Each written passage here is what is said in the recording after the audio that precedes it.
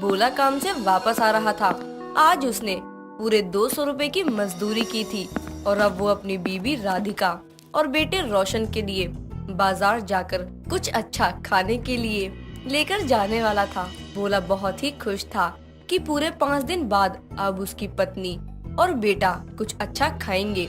इसीलिए वह जलेबी की दुकान पर खड़ा होकर कहता है, भैया मुझे 50 रुपए की जलेबी और 30 रुपए के समोसे दे दो गर्मा गर्म।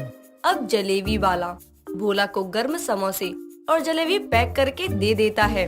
भोला वहाँ से जा ही रहा था कि तभी वहाँ एक औरत अपने छोटे से बच्चे को गोद में लिए उस जलेबी वाले से कहती है, भैया 2 दिन से मैं और मेरा बच्चा भूखा है, कुछ खाने को दे दो, भगवान आपका भला करेगा। चल भाग यहाँ से भिखारन कहेंगे, पता नहीं कहाँ कहाँ से आ जाते हैं मांगने के लिए।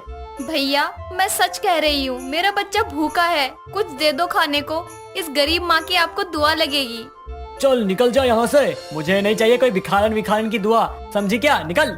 वो औरत अपने बच्चे के लिए खाना मांगती रहती है पर वो जलेबी वाला उसकी एक ना सुनता है।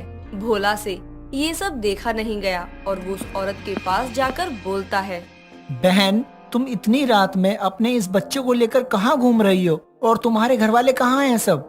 भाई जी मेरा इस दुनिया में कोई नहीं है, मेरे पति की कुछ दिन पहले ही मौत हो गई है और उनके जाने के बाद मकान मालिक ने मुझे घर से निकाल दिया क्योंकि बहुत टाइम से हमने घर का किराया नहीं दिया था और तब से मैं और मेरा बच्चा सड़कों पर यहाँ से वहाँ भूखे प्यासे भटक रहे हैं। सुनो बहन, जिसका इस दुनिया में कोई नहीं उसका भगवान होता है। ये लो जलेबियाँ और समोसे रखो, तुम खाओ और अपने बच्चों को भी खिलाओ।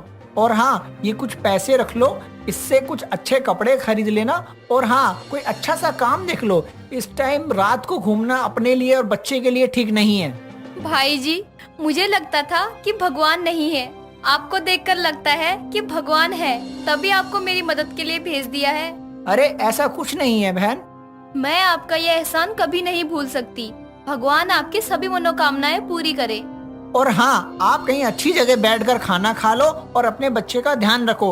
अच्छा मैं चलता हूँ। इतना कहकर भोला वहाँ से अपने घर की ओर चल देता है और सोचता हुआ आता है, अब मैं राधिका और रोशन को क्या कहूँगा कि मैंने जो आज काम किया उसके पैसे कहाँ गए, और मैंने तो रोशन से वादा भी किया था कि आज उसे जलेबी और समोसे खिलाऊंगा, वो भी पूरा ना कर पाया। अब मैं क्या करूं? मुझे लगता है आज मेरी खैर नहीं। भोला यही सब सोचता हुआ घर आ जाता है और अब वो घर पहुंच जाता है तो भोला को देख उसका बेटा रोशन भागता हुआ आता है और अपने पापा से कहता है, पापा आ गए, पापा आ गए। पापा पापा आप मेरे लिए जलेबी और समोसे लाए हो ना? आपने बोला था कि आप लेकर आओगे। अरे बेटा वो क्या हुआ पापा, आप आज भी नहीं लाए क्या जलेबी? बेटा वो मैं लाया था जलेबी, लेकिन राधिका भी बाहर आकर कहती है, अरे रोशन बेटा, तुझे पता है ना तेरे पापा कितने बड़े दानी हैं। ये अपने बच्चे और बीबी को भूखा देख सकते हैं पर किसी और को भूखा या परेशानी में नहीं देख सकते ये। अरे राधिका तुम्हें पता है आज क्या हुआ? मैं काम से पैसे लेकर घर आ रहा था तो रास्ते में एक जलेबी की दुकान दिखाई दी। मुझे याद आया आज तो रोशन को जलेबी खानी थी। फिर मैंने जलेबी और समोसे पैक करवा लिए और मैं समोसे जलेबी लेकर निकल ही रहा था, तभी एक गरीब माँ अपने बच्चे को गोद में लेके वहाँ आई और जलेबी वाले से थोड़ा खाना अपने बच्चे के लिए मांगने लगी, लेकिन उस दुकान वाले ने उसकी एक ना सुनी। हाँ, और आपसे उन गरीब औरत की भूख देखी नहीं गई होगी और आपने फिर एक बार सब दान कर दिया होगा और घर खाली हाथ आ गए। अरे वाह राधिका, तुम्हें ये सब कैसे पता? तुम भी थी क्या वहाँ पे? नहीं जी, पर पत्नी हूँ आपकी और आपकी रग रग से वाकिफ हूँ। आप अपने बेबी बच्चे को भूखा देख सकते हो पर किसी और गरीब को भूखा नहीं देख सकते, जैसे खुद कितने बड़े अमीर हैं। अरे कभी ये भी सोचा करो कि हम भी गरीब हैं। ऐसे ही सब दान करते रहोगे तो हम एक दिन सड़क पर आ जाएंगे। अरे ऐसा कुछ नहीं होगा राधिका, जब तक मैं जिंदा हूँ तब तक ऐसा कुछ नहीं होगा, समझे? और वैसे भी दान पुण्य करना तो अच्छा काम होता है। जिस दिन हम पूरी तरह से रोड पर आ जाएंगे ना, उस दिन देखूंगी जिनको आपने ये दान दिया है वो आपकी मदद करते हैं या नहीं। लगता है आज मुझे बस ताने ही मिलेंगे खाने को और इन्हीं से मुझे पेट भरना पड़ेगा। नहीं जी, शुक्र करो कि आपने खाना दान नहीं दिया घर का, वरना भूखा ही सोना पड़ता। चलो अब खाना खाने। इतना कहकर राधिका रसोई में जाती है और खाना निकालकर भोला को खाना दे देती है और अपने लिए भी खाना निकाल लेती है। अब सब खाना खाकर सो जाते हैं। अगली सुबह भोला फिर से काम पर जाने के लिए तैयार हो जाता है। अब भोला को काम करते करते पूरे 5 घंटे हो गए थे। सभी लोग अब लंच करने के लिए बैठ जाते हैं और भोला रोटी का एक निवाला अपने मुंह में रखने ही वाला था कि तभी वहाँ एक आदमी बड़ा ही भूखा होता है और वो भूख से चक्कर खाकर गिर जाता है। ये देख भोला उसकी मदद करता है और उसे उठाकर पेड़ की छांव में लाकर लेटा देता है और उसके मुंह पर पानी छिड़क कर उसे होश में लाता है। अब आदमी को होश आता है, जिसके बाद भोला उसे कहता है, क्या हुआ भाई, तुम ऐसे बेहोश कैसे हो गए? लगता है कुछ खाया नहीं सुबह से।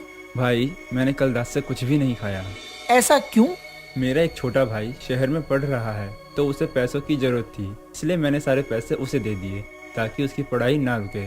और मेरे पास अब कुछ भी नहीं बचा। मेरे पास खाने तक के लिए पैसे नहीं है भाई।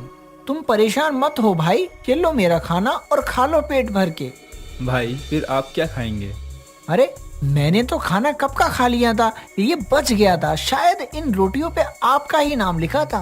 भाई आपका भगवान भला करे।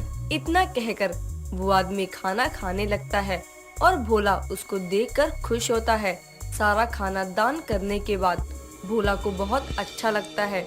अब शाम हो गई थी। सभी लोग ठेकेदार से अपने दिन भर की मजदूरी लेने गए। सबसे आखिर में भोला की बारी आती है और भोला के जाते ही पैसे खत्म हो जाते हैं और ठेकेदार उसे कल पैसे लेने के लिए कहता है। भोला कुछ नहीं कहता और घर आ जाता है। तभी घर आकर वो देखता है कि राधिका दरवाजे पर बैठकर रो रही थी। तो भोला उसे कहता है, क्या हुआ राधिका, तुम यहाँ बैठकर रो क्यों रही हो? अजी आज मकान मालिक आया था और कह रहा था कि कल उसे मकान खाली चाहिए, वरना सब सामान बाहर फेंकवा देगा। पर ऐसा क्यों कर रहा है वो अचानक से? पता नहीं जी, पर बहुत गुस्से में था वो। सच में कल वो सब फेंक देगा बाहर। पर अब इतनी रात में दूसरा घर कहाँ मिलेगा? अरे आपने तो कितने लोगों को दान दिया है, किसी से पूछ कर देख लो, क्या पता कोई मदद कर दे। ठीक है, मैं किसी से कह कर देखता हूँ। भोला एक एक करके उन सभी लोगों के पास जाता है जिनकी उसने मदद की थी, पर अफसोस कोई भी उसकी मदद नहीं करता। सब जगह घर ढूंढने के बाद भोला घर वापस आ जाता है तो देखता है कि भोला का बेटा रोशन बहुत बीमार था और भोला की पत्नी उसके पास बैठकर उसके माथे पर पट्टी रख रही थी। ये देख भोला कहता है, क्या हुआ रोशन को राधिका? अच्छा भला सो रहा था, अचानक से रोने और चिल्लाने लगा। जब मैंने देखा तो इसका पूरा शरीर तप रहा था। बहुत तेज बुखार है इसे, जल्दी से डॉक्टर को बुला लाओ जी। हाँ हाँ अभी जाता हूँ। भोला भागा भागा डॉक्टर के घर जाकर उसे बुलाकर लाता है। डॉक्टर रोशन को कुछ दवाई लिखकर देता है और अब भोला के पास दवाई के पैसे नहीं थे। डॉक्टर के जाने के बाद भोला बड़े उदास मन से वहीं बैठ जाता है। फिर काफी देर बाद सोच समझकर वो घर से बाहर दवाई लेने के लिए निकल जाता है, पर कोई भी बिना पैसे की उसे दवाई नहीं देता। चलते चलते वह एक लड़के से टकरा जाता है जिसका नाम देव था। वो भोला को देखकर कहता है, अरे भोला भैया आप कौन? अरे भैया आप मुझे कैसे भूल गए? जब एक दिन मैं उदास होकर रो रहा था तब आप मेरे पास आए थे और आपने मेरे स्कूल की फीस दी थी। अच्छा तो तुम देव हो? हाँ भैया आप तो भूल ही गए। आपको पता है कि आपकी मदद के बाद मैंने स्कूल में टॉप किया, उसके बाद मैंने अच्छे से पढ़ाई की और आज मैं एक डॉक्टर हूँ। अच्छा ये तो अच्छी बात है भाई। भैया आप कुछ परेशान से लग रहे हो, क्या बात है मुझे बताओ। भोला देव को सारी बात बताता है और ये सब सुन देव भोला की मदद करता है। उसके बेटे को अपने हॉस्पिटल से मुफ्त दवाई देने के बाद वो भोला को अपने हॉस्पिटल में एक जॉब देता है, साथ ही रहने के लिए एक अच्छा खासा घर भी दिलाता है।